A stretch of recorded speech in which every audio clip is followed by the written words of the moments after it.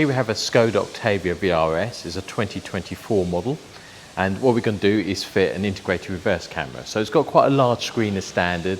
It's got parking sensors, but it hasn't got a reverse camera. So let me just show you how it is at the moment.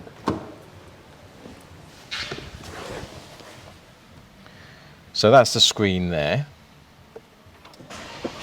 Okay, I mean, not everyone above the age of 18 is. So if you put into reverse, you get the parking sensor grids. That's what you get.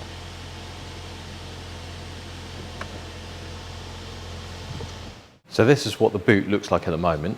So if you have a look. It has a boot handle there. And what we're going to install is a camera, which looks like that. And it replaces the boot handle, as you can see there. So this is where we integrate into the vehicle. It's behind the glove box, and this is the actual module itself. So it's just there.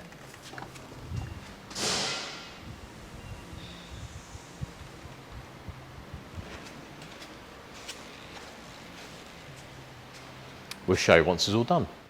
Right, it's all done. Let me show you the camera. Just come around here.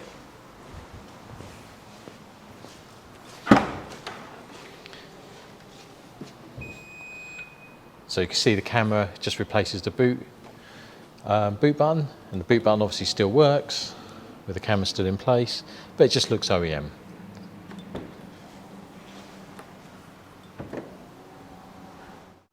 Right, let me show you how it all works.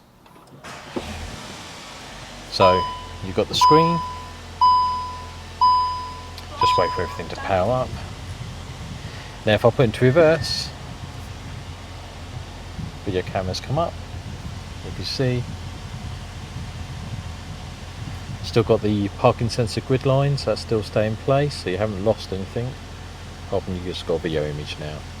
So that is also active, so if I turn the steering wheel, you've got an active grid line to go with it.